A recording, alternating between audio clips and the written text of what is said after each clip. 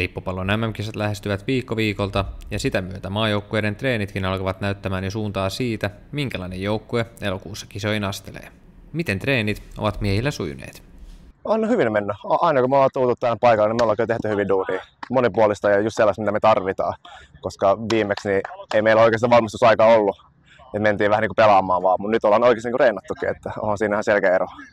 Huomaako tässä joukkueessa nyt jotain eroa, jos verrataan vaikka viime vuoden EM-joukkueeseen, missä olit mukana, niin huomaako tästä, mikä nousee eniten niin kuin erona no siis, tässä me kaikki tunnetaan toisemme niin hyvin, me pelataan tosi paljon yhdessä, niin me ei saatu ihan samaa porukkaa silloin EM-kisoihin, niin nyt kun me saadaan noihin kotikisoihin nämä sama porukka, niin onhan se niin joukkuehenki ihan, vaikka oli silloinkin hyvä joukkuehenki, en mä sitä sano, mutta se on vaan niin ihan erilainen fiilis näiden äijien kanssa.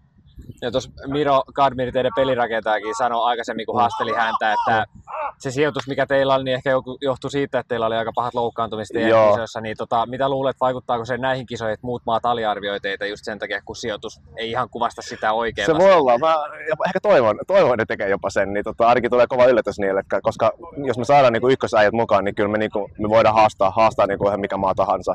Ja varsinkin nyt, kun meillä on niin paljon parempia niin reenejä saatu alle ja ollaan saatu reenaa porukassa ja hiottu näitä asioita yhteen, niin uskoisin, että on ihan erinäköistä pelaamista meillä tulee olemaan. Joukkueesta löytyy myös monelle erittäin tuttu kasvo jenkkifutispiireistä. Suomen kaikkien aikojen pelirakentaja sekä Suomen amerikkalaisen jalkapalloliiton Hall of Fame-jäsen Petrus Penkki hyppää mukaan maajoukkueeseen. Minkälaista apua Petrus tuo näihin kisoihin? Petu tuo johtajuutta. Se tuo sellaisen tekemisen meininki, että kun hän tulee, niin hän vaatii tiettyjä asioita. Ja kun me ollaan pienestä asti katsottu Petua aina ylöspäin, niin Petu kun sanoo jotain, niin kyllä me ollaan silleen, että kyllä, juuri näin. Mutta se tuo sitä johtajuutta sinne. Vaikka onhan Mirokin hyvä johtaja, mutta meillä on kaksi niin todella hyvää johtajaa ja kummatkin pelaa QB:nä, niin voisiko nämä paremmin asiat olla? Joukkueessa arvostus on kohdillaan, kun puhutaan Petruksesta ja siitä kokemuksesta, mitä hän tuo mukanaan. Miten Petrus itse kokee paluun kentille tällä kertaa lippupallon muodossa?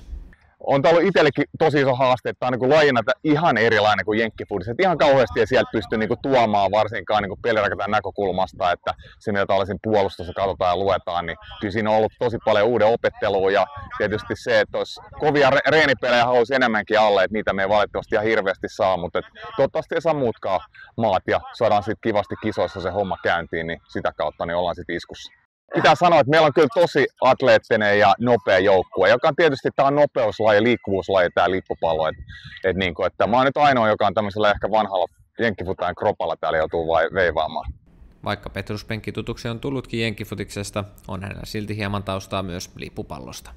Noista lippupallon vuosista on Tovio vierähtänyt, miten hän itse kuvailee muutosta lajissa, kun vertaa nykyhetkeen. Valmistautuminenhan nyt on meillä ja kaikilla muilla ihan erilaista, että tässä on niin kunnolla eritykset ja muuta, että silloin oli paljon lyhyempää ja ei se ollut ehkä niin vakavaa sitten ehkä ihan kaikiltakaan maalta silloin kun sitä pelattiin, mutta nythän, ja varsinkin tietysti tuon olympia-uutisen jälkeen, niin onhan tämä niin ottanut laji ihan erilaisen niin dynaamisen hyppäyksen eteenpäin.